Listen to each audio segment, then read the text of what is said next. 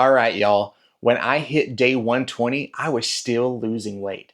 I was getting to see all those chronic issues that once ruled my life to continue to fade away. And man, it felt good. I started this carnivore journey at 370 pounds after topping off at nearly 400. And now I was getting to see the 200s. I was stronger, lighter, healthier, and I had more energy than I'd had in years. So let's get into it. Welcome back to Goforth&Carnivore. I'm Jordan and I'm sharing my real life and real results, how the carnivore diet is changing everything for me. If this is your first time here, hit that subscribe button to find out what's going on next. Let's dive into day 120, where the changes became impossible to ignore. At 90 days, I was already feeling better. Less inflammation, better sleep, clearer focus. But around day 120, that's when my body composition really started changing. My face thinned out fast, and I actually found out that I did have a jawline. My arms and shoulders started to tighten. My torso started to just wither away, it felt like. And those man boobs finally started to go away. Who knew that I could lose those in my 30s? I was finally changing that dad bod deluxe for something that looked normal for the first time in my adulthood. Even my wedding ring started to spin around my finger. I had always had to struggle to put it on or take it off, but it was actually falling off of me now. The jeans that I used to fight to get into were now hanging off of me. And the shirts that used to stretch across my chest are now hanging over me like blankets. It hit me when I put the same shirt on from the month one photo. It didn't just fit me differently, it felt like it belonged to someone else. That's when I realized it wasn't just about losing weight anymore. This was about a total body transformation, burning off years of damage and finding out what it was like to be a normal size. At this point, I had lost 79 pounds. 79! That still blows my mind. It's also the point where I officially hit the 200s, something I hadn't seen on a scale in over a decade. Seeing that scale topping out at nearly 400, now to being in the 200s, even the high 200s, it was an accomplishment of a lifetime for me. But physical change wasn't the only surprise waiting for me. Something wild started happening around this time. Rachel noticed that I stopped smelling bad. After a long workout, mowing out in the yard for hours, or just being out in that hot Oklahoma sun, the smell virtually wasn't there. Rachel noticed that I really didn't have morning breath anymore. And I'm sure she was excited about that. But let's have a quick carnivore science check. When you start cutting out garlic and onions and sulfur-heavy vegetables, it removes compounds such as allyl methyl sulfide. And that's the secretion that happens in sweat that makes you smell bad. And I'm sure I'm butchering that, but this is just my research and understanding how that body odor was changing. But when those compounds are gone and your bacteria shift on carnivore, you just smell cleaner. It's not deodorant magic, it's carnivore chemistry. That whole change reminded me of something back when I was a lot bigger. I refused to be that guy. You know, the big smelly guy. I can say that because I know what it was like to be the big smelly guy. But I didn't want to be the one that people avoided to be around. I would make sure I took as many showers as I needed to, powder up, deodorize, cologne, anything that I could do to cover up to make sure I wasn't that smelly guy. I probably overdid it a lot. And that's exactly what happened back in 2020. We were remodeling our house during COVID just as everyone else was. And I noticed that I was starting to have some weird sharp pain in my belly button. And I walked into the living room one morning and I was like, Rachel, there's just some pain going on here. And as I'm pushing on my belly button, some weird red ooze goo started coming out of my belly button. And it smelled like bile. It was awful. And I was shocked. And I was freaked out.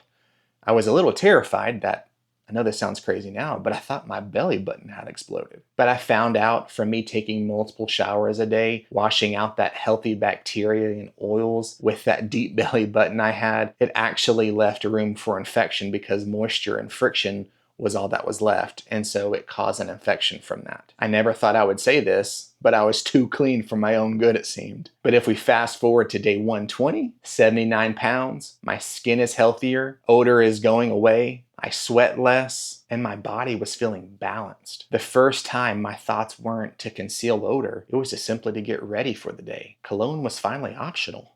Mother's Day that month was a special one. And not just because of the transformation, but mostly because of Rachel. She's been the steady one through all of this. Believed in me, encouraged me, celebrated every win. She was there for me even when I failed and pushed me to continue to do what I need to do to become a healthier person. And just to be honest, she's more special than any of the results.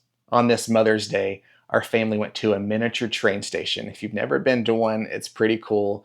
It's where everyone gets to ride on their own little train along this big long trail of trains on a train track. And typically they would have to assess who is the biggest versus the smallest, where they can place you in different places. And it was the first time that I was actually able to just be a dad and sit with my family rather than to be in a very specific spot that's for the large person, so the train didn't derail or fall off the track while it was moving along. It may sound small, but that moment hit me. I was able to be a dad and not just the fat guy having to sit in the back in that special seat. It was freedom. Around this time, I started a new job. And yes, another new job.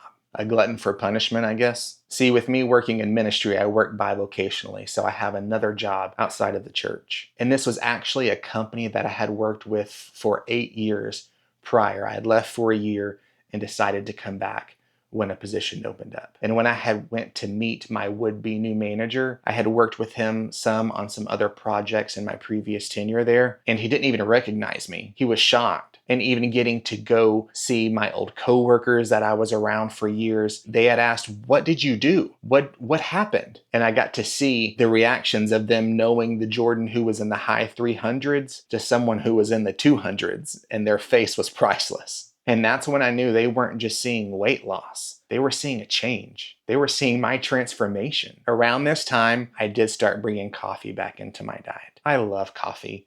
And I know I can already tell that the carnivore purists are already typing along in the comments saying, "Coffee's a bean, that's not meat or animal products." But this is my journey, not theirs. And I'm just telling you how the journey was for me. And then came dairy. I would have some heavy cream in my coffee. I would have some Gruyere with my steak at night. On occasion, I would have queso or sour cream with my taco meat. And at first, it did cause a small stall, so I backed off a bit.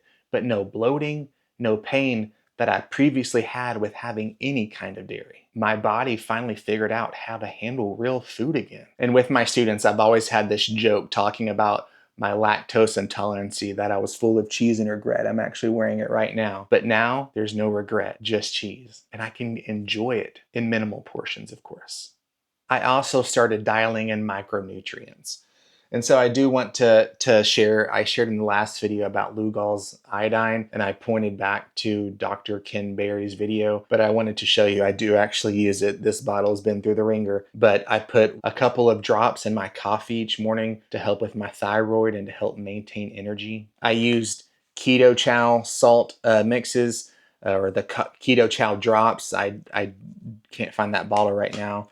Or even the element powders. I personally prefer the unflavored ones, but these are the ones we had in the cabinet for me to easily grab. And those are a huge help for hydration, especially while I was fasting. And then there's organs.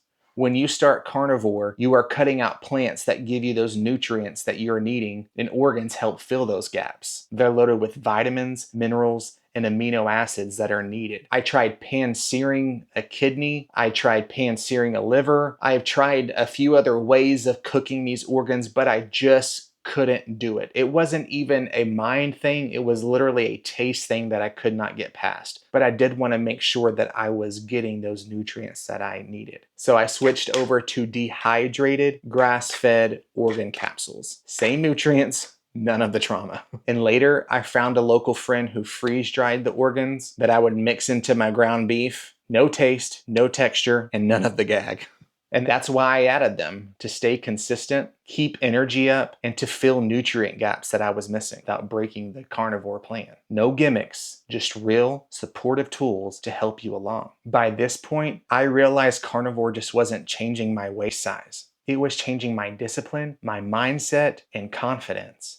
From nearly 400 pounds and exhausted just by walking across the room to now being in the 200s, it was a new life for me. I was able to walk throughout my day full of energy and clarity. It honestly felt unreal. The wins were stacking up faster than the excuses were, and each glimpse in the mirror wasn't just showing less of me.